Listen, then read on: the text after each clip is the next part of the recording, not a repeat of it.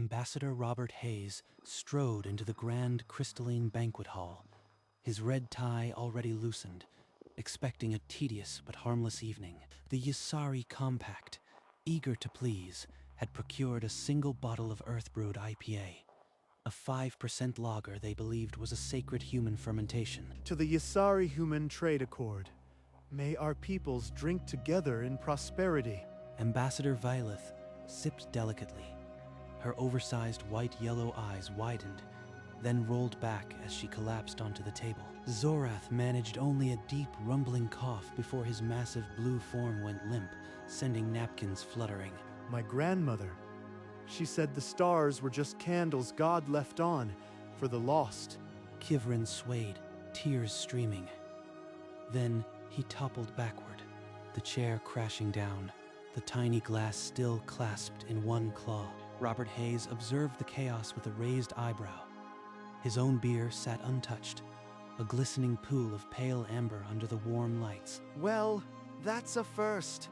And I haven't even touched my beer. Attendants rushed in, but Valeth and Zorath lay insensible. Kivren, sprawled on the floor, kept murmuring about his grandmother's star candles. Through the scrambling attendants, a young Yasari aide named Talon hurried in, balancing a silver tray with one tall glass of glowing electric blue liquid. Looks like someone electrified a glacier. Definitely not a pale ale. Ambassador Hayes, I brought a human refreshment. I hope it is to your liking. Robert plucked the glass from the tray with a nod, the blue glow washing over his fingers. He swirled the glass, watching ethereal vapors spiral. The blue glow reflected in his eyes. Interesting hopped profile. I am getting cold metal, citrus, and a hint of mineral. I must go assist the others now. Please enjoy. The Wasari attendants were wholly consumed with the unconscious ambassadors. No one noticed the human delegate holding a glass of something decidedly not a beverage. Smells almost like a stout, with a mineral edge. Not what I expected from alien hospitality. He raised the glass to his lips, curiosity overriding any caution. Robert took a long sip. The liquid slid over his tongue, cold and faintly viscous, like a barley wine with a chemical backbone. Bitter first, then mineral. Not unpleasant. Almost like a high-gravity stout. He followed it with a deeper swallow, emptying the glass. The blue glow coated the inside like a neon residue. Nice mineral finish, like Pilsner, Urquell, with a hit of copper. He set the glass down with a satisfied smack. The clink cut through the hush like a stone into still water. Ambassador, that was not. You were not supposed to drink that. Talon's yellow eyes widened, her fanged mouth opening in silent panic. She stared at the empty glass, then at Robert's face. Other attendants turned. A blue-skinned server dropped a platter. The music faltered. Is that a stout? If that's your house brew, I'll have another. The room had gone utterly still. Only the distant moan of Kivrin's star candle verses scratched the silence. Aye, the sacred anointment. You drank? I must report this. Talon whirled and fled, the silver tray clattering to the floor. The heavy doors slammed behind her, sealing the silence. Did I miss the part where asking for seconds is a diplomatic incident? The remaining Yasari staff edged backward, as if Robert had ingested poison, their yellow eyes wide, hands trembling. Okay, maybe that glowing blue drink wasn't a local delicacy after all. I said I'd like another glass. Anyone? No one answered. The only reply was Kivrin's muffled voice from the floor, still reciting star candle verses like a broken liturgy. This is turning into one of those nights I'll be explaining to a board of inquiry. The grand banquet hall had transformed into a diplomatic crime scene, with Ambassador Robert Hayes, the sole person still standing, the unwitting center of a gathering catastrophe. He stood alone, the empty glass on the table, the chaos of unconscious ambassadors around him, and his request for a second drink hanging unanswered in the cold blue air. Talon found Elder Ithar in the annex, gasping out the catastrophe. The high priest's yellow eyes flared. The Vresian anointment? gave him star ignition sacraments? Elder Ithar strode into the banquet hall, his ceremonial staff striking the floor like a death knell. Robert turned. Ambassador Hayes, I am Elder Ithar. The liquid you consumed, it is not a libation. It is the sacred Vresian fluid used to anoint antimatter regulators. It dissolves most organic tissue on contact. Engine coolant? That explains the mineral finish. Kind of like Pilsner Urquell, actually. The holographic diagram displayed the glowing blue fluid circulating through a starship's drive core. The same hue stained Robert's empty glass. You should be hemorrhaging internally. Why are you still standing? I've had worse hangovers from a cheap whiskey. Got anything else with a bit of bite? Elder Ithar stared, the clawed fingers of one hand tightening around his staff. For the first time in a century, the High Priest had no ritual to meet this moment. At Elder Ithar's insistence, Robert was swiftly escorted to the station's medical bay, where the scent of antiseptics replaced the banquet's spilled beer. Medical Officer Lyra Vess was already prepping her scanner, her expression grim, expecting a patient in organ failure. Ambassador, I need to detect internal hemorrhaging. The Vresian fluid typically liquefies soft tissue on contact. Liquefies? That's a strong word. Felt more like a heavy Pilsner with a copper aftertaste. You got any snacks? The floating scanner passed over his torso 3 times. Each time, the readout stabilized in a calm green, no organ distress, no cellular breakdown. Liver function normal. Kidney filtration elevated but within tolerance. This data is impossible for a living organism. Humans have a knack for metabolizing things we shouldn't. Our gut bacteria could probably eat through concrete. Lyra initiated a deep tissue resonance scan. Certain hidden necrosis was lurking. The machine chirped negative yet again. You are telling me your species routinely ingests industrial solvents and walks away unaffected? Industrial solvent? I was thinking more like a Belgian triple. Anyway, can I get that second glass now? Hour after hour, Lyra's scanners mapped Robert's organs while he lounged on the bed, a faint grin on his face. The coolant had done nothing worse than a mild, pleasant buzz. You know, I feel like I've had a couple of cold ones. Not bad for engine juice. He leaned back, one hand resting behind his head, as if he were in a lounge chair instead of a medical observation unit. His cytochrome pathways are breaking down the Vresian compounds into inert metabolites. I've never seen a liver operate at this capacity. 2 of Lyra's colleagues joined her, pointing at the readouts, their whispered debate growing louder with each passing scan. Any chance of some dinner? I could go for a burger and fries. The medical team watched his digestive tract process the coolant with the same efficiency as a standard nutrient solution. Panic edged into awe. They're looking at me like I am a science experiment. Then again, I did just chug Starship juice. This isn't a fluke. His biology is simply processing it. No damage, no necrosis. 14 hours after the banquet, Robert Hayes was declared clear of any injury.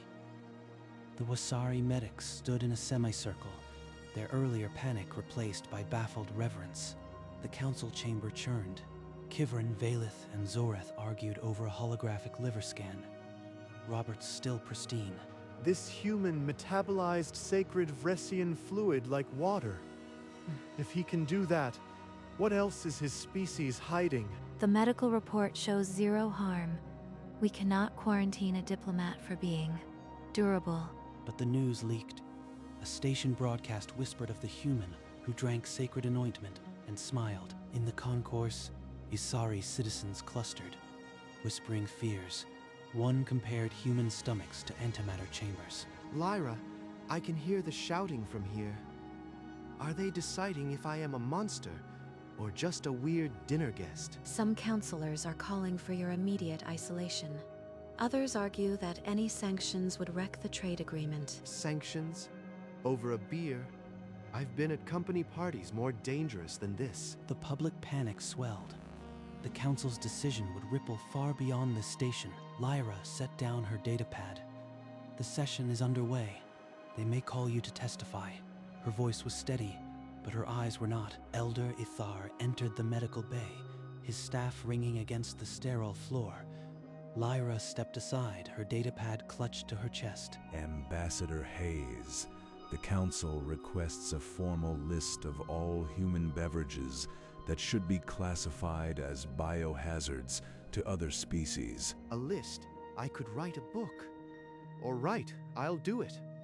Might be the most fun paperwork I've ever had. Lyra handed Robert a datapad, her yellow eyes flicking between the High Priest and the human. "I'll compile it," he said, tucking the pad under his arm. I'll need some coffee. And maybe a sample of that blue stuff, for reference. You understand? He was officially discharged within the hour. Robert straightened his loosened tie and stepped into the corridor. A line of Yasari medical staff flanked the hallway, their yellow eyes tracking him with a silence that was louder than any scanner. Guess I am the galaxy's sommelier of dangerous drinks now. Behind him, a med tech whispered to Lyra. He asked for more. Lyra answered, "He will receive it all." The request was now irrevocable. Robert Hayes, ambassador and accidental coolant connoisseur, had become the foremost expert on human chemical tolerance. Back in his quarters, Robert activated the datapad. A blank document glowed, awaiting his chemical knowledge. Where to start?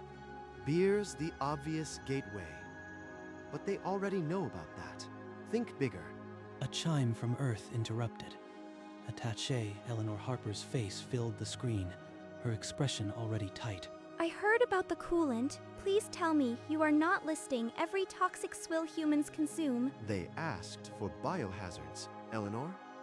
I am giving them the full tour, starting with grain alcohol. Everclear strips paint. You'll cause a panic. Diplomacy is about not making aliens faint. Relax. We dilute it. Usually, it's just the first page. Robert ended the call and typed. The first line blazed on the screen, Everclear. 95% ethanol, grain alcohol, recreational drink, and industrial disinfectant. That ought to get their attention. Next, maybe absinthe or pure capsaicin extract. The document now held its first entry. A chemical warning of beverages humanity consumed willingly. The list had begun. Robert entered the private chamber with the datapad under his arm. Elder Ithar was already there, the staff resting across his knees, his yellow eyes alert. You have the first page of the requested list. I must see what your people consume. Robert slid the datapad across the polished table. The screen glowed with the entry. Everclear, 95% ethanol, grain alcohol used industrially and recreationally. 95% ethanol. This is a chemical solvent, not a beverage. Yeah, it's a floor stripper too.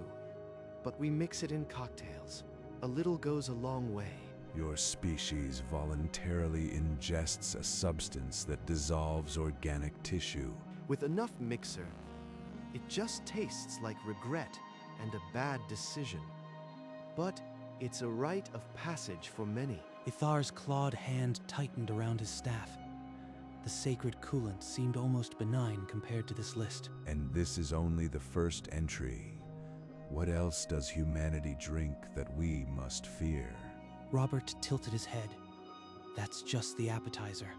The main course might require a seatbelt. He smiled, but the air in the room had shifted. Moonshine, 80% ethanol. Absinthe, blamed for hallucinations. And that's just the distilled spirits. Hallucinations. Your recreational drinks induce psychotic episodes. The wormwood myth got debunked, but we drink it for ritual. Energy drinks are worse. Caffeine, taurine, sugar. Caffeine is a neural toxin to my kind. A few milligrams could paralyze. You consume it recreationally. Daily. We've got warning labels, but caffeine's so common, We don't think twice. We mix it with other stimulants. I need the complete list urgently. Your species' casual consumption habits are profoundly unsettling. You'll have it by tomorrow. I haven't even gotten to capsaicin extract or pure ethanol shots yet. Robert's fingers paused over the datapad. The list of human indulgences was becoming a testament to galactic biological resilience. The Council must see this in full. Do not omit any detail. Back in his quarters, Robert resumed typing. Ithar's urgency had underscored a simple truth. Humanity's breakfast alone would terrify most of the compact. 31 pages of methodical danger filled the screen. Fermented beverages, distilled spirits, caffeinated neurotoxins, and a final category he labeled recreational chemical concoctions. If this catalog doesn't make the compact rethink open borders, nothing will. He compressed the document, sent it to Attaché Harper on Earth, then leaned back to await the inevitable diplomatic tremor. Robert, you listed pure caffeine powder as a condiment. That's industrial-grade stimulant. It's a pre-workout ingredient. Some people scoop it straight into their morning coffee. This list is a diplomatic powder keg. The Yusari will think we're a species of suicidal chemists. They asked for the biohazard inventory. I am giving them the complete, unvarnished inventory. I am notifying Earth. When this hits, you'd better hope the aliens don't quarantine us. This is going to be a galactic firestorm, but better they know now than find out later at a buffet. He ended the call, attached the final document to a formal briefing for Elder Ithar, and pressed send. The list was now irrevocable. The next morning, Elder Ithar presented the completed list to the gathered Compact Council. A hush settled over the chamber. 31 pages of beverages and chemical preparations humans ingest with alarming regularity. I advise all ambassadors to read it. Within hours, the document was leaked to news networks. A holographic broadcast over the station square displayed the title prominently. The broadcast ran a graphic, a human smiling next to a bottle labeled ethanol 95%. Citizens gasped. One fainted. Among the ambassadors, shock hardened into demands. Some species called for immediate trade embargoes against Earth. We cannot allow unrestricted human exports. Their beverages are effectively chemical weapons in the wrong hands. Robert received the summons in his quarters. An emergency compact session convened for 1,000 hours to discuss the human beverage crisis. Well, that escalated quickly. Time to face the music. He straightened his tie, pocketed the datapad, and stepped into the corridor. The walk would be a gauntlet. Outside, a crowd had gathered. Isari citizens watched the human ambassador pass, their yellow eyes wide with fear and accusation. Robert stepped into the council chamber. Hushed accusations stilled. Every yellow eye fixed on him, the human who drank their sacred fuel and smiled. The humans' document is a confession. They consume antimatter solvents for recreation. They are biological hazards. Our biology is a product of our world, not a weapon. Earth is harsh. We adapted. We don't apologize for that. You list caffeine as a mild stimulant, yet a single gram could kill an entire Yusari family. How do we trust you? Exactly, because we know it's dangerous. We label it. We restrict sales to minors. We have safety protocols. I propose standardizing those warnings galaxy-wide. Share human product data. Let no alien unknowingly face what I accidentally drank. Murmurs spread. Some counselors leaned forward, their earlier hostility flickering into uncertainty. They're listening. Not convinced yet, but listening. That's enough for now. I am not asking you to let humans run unmonitored. I am asking you to let us collaborate on safety. Elder Ithar called for recess. The council withdrew to deliberate, but the seed of doubt had been planted in their fear. Robert returned to his quarters, loosened his tie, and leaned against the wall. The weight of the session pressed down like a physical load. Earth Earth has been fielding panicked calls from half the compact. Your testimony bought time, but not forgiveness. If we survive this, it'll be because we were honest. Humans don't hide our dangers. Honest, yes. Terrifying, also. The Prime Minister wants a contingency plan ready. Tell them contingency is simple. Standardize warnings. I'll finalize a proposal tonight. After the call, a soft chime announced a visitor. Talon stood at the door, her eyes downcast. Ambassador, I caused this. If I hadn't served you the anointment. Don't. You opened a door. Now we can show who we are and learn who you are. Many of my generation are more curious than afraid. They want to understand human culture. Robert nodded. The council's vote remained uncertain, but in Talon's words, he heard a future beyond fear. Through the station's artificial night, Robert worked. The addendum took shape, a galaxy-wide labeling protocol for every human beverage on his list. No bans, no embargoes, just clear, unmistakable warnings. That's the only way forward. When morning came, Robert requested a private audience with Elder Ithar. The High Priest received him in the same chamber where Everclear had first been spoken. This is my proposal. No bans, no quarantines. Instead, standardized warnings, shared safety data, and interspecies education. Ithar accepted the data slate with both hands, as if handling a sacred text. His yellow eyes moved down the preamble. You ask us to trust your warning labels, not your biology. That is a profound request. It's the only honest request. Humans won't stop drinking, but we can make sure no alien ever accidentally faces what I did. I will present this addendum to the Council. The vote will be final. Do you understand what you have set in motion? I do. Transparency is the only path forward for both our kinds. Ithar rose, the slate cradled in one arm, his staff in the other. The proposal was now beyond Robert's hands, resting in the uncertain will of the Compact. The Compact Council reconvened under the station's crystalline dome. Robert stood at the back, heart pounding as Elder Ithar took the central podium. After deliberation, this council will not impose quarantine on humanity.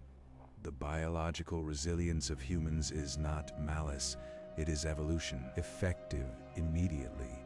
The Hayes Protocol for classification and labeling of human origin biochemically active consumables will be standard across all compact space. A collective exhale swept the chamber. Some ambassadors looked relieved, others deeply unsettled. But the vote had carried. Ambassador Hayes, your list has been accepted. Your addendum has become policy. May this be a foundation for truth between our worlds. They actually did it. They chose trust over fear. Maybe we're not as terrifying as we thought. Thank you, Elder. This protocol will save lives. I'll ensure Earth's full cooperation. The session adjourned. Robert stepped out into the concourse, the weight of the past days finally lifting. The crowd had thinned, but a few Isari offered cautious nods. From coolant connoisseur to protocol architect, this mission definitely earned its hazard pay. His datapad chimed with a single message from Harper. They took the deal. You are a madman, but a brilliant one. Welcome to the history books. The departure ceremony was held at the docking ring, a small gathering beneath the shimmering nebula light. Elder Ithar waited, a delicate bottle in his hands. This Vressian fluid has been properly diluted. It is now a symbol of respect, not a hazard. For you, Ambassador Hayes. Robert accepted the bottle, its contents glowing faintly. The same blue he had once mistaken for a stout. And here is something from Earth. Whiskey. With the new biohazard warning label you requested. He handed over a squat bottle of amber liquid, a bright yellow biohazard sticker affixed to the front. Ithar's eyes crinkled with something approaching amusement. I will keep it in a sealed case, and perhaps one day we will share a drink under controlled conditions. Ambassador, I apologize for my earlier outburst. Your resilience has taught us much. No harm done. Just remember, if a human ever offers you a beverage, check the label first. A cautious ripple of laughter passed through the gathered dignitaries. Then Robert stepped onto the shuttle ramp. Turning for one last look, the shuttle detached, its engines flaring blue as the Vressian fluid he had once tasted. Below, the Yasari dignitaries raised their claws in a final, tentative wave. The shuttle slipped into subspace. Robert opened his datapad and began the after-action report that would become legendary in human diplomatic circles. Not bad for a night that started with a beer. Interesting hop profile. They still don't get the joke. He typed the final, unredacted Hayes Protocol consumables list, every devilish human concoction now bearing a Galaxy Standard hazard warning. Harper, transmitting the final list now. Earth will need a special cabinet for this one. In an Earth control room, Harper's screen chimed. The subject line, Human Beverage Biohazard, list 31 pages, final. She opened the document, and half the room crowded in to read it. Someone snorted within seconds. Pure capsaicin as a spicy condiment. They weaponized a pepper.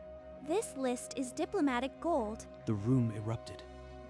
Someone printed it out and tacked it to the wall like a trophy of human audacity. Within hours, Earth's social feeds exploded with memes of Robert's grinning face and the caption, "That's coolant." Robert leaned back in his seat, datapad dark.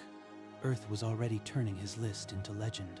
The "That's coolant" meme propagated through every human feed, showing Robert grinning with the glowing glass. It jumped species lines on a Wasari network. A young blue face shared it with the caption, "Proof humans are insane. I want to meet one." A month later, in a bar on the neutral hub station, Kestrel IV, Robert sat across from Talon, a biohazard sign glowing above them. Your list recommends not serving us anything labeled spicy. I am grateful. Behind them, the new standard warning sign glowed amber. Human beverages. Consult biohazard classification. Stick to the safe list. Water, milk, and maybe apple juice. I'll stick to the coolant, properly diluted. My friends want to visit Earth and try pepperoni pizza after reading your list entry on capsaicin. They clinked glasses. Robert's whiskey, properly labeled, and Talon's Vressian soft drink under the amber light. Robert's face, a satisfied, buzzed grin, framed by the biohazard sign. The list had become a monument to human audacity. The first interspecies regulation born from a banquet gone wrong. In a galaxy of delicate biologies, humanity's liver remained a wonder, a biochemical furnace forged on a death world. The Yasari Compact still uses Robert Hayes' list as their official guide to human origin consumables. The Hayes Protocol spread to a dozen other species, standardizing biohazard labels on everything from coffee to capsaicin extract. Every human consumable now carries a warning, and every alien child learns to read the labels before tasting. The banquet that nearly broke diplomacy became the founding myth of interspecies beverage safety. Robert retired from the diplomatic corps, but his after-action report is taught in xenology courses, galaxy-wide. The report's first entry remains everclear. The last is water, already known to be safe. If cloudy, boil. The list did what he intended. It made space a little safer, one label at a time. Somewhere, a human raises a glass of something dangerous, amber, smoking, or faintly glowing, and grins, because that's what humans do.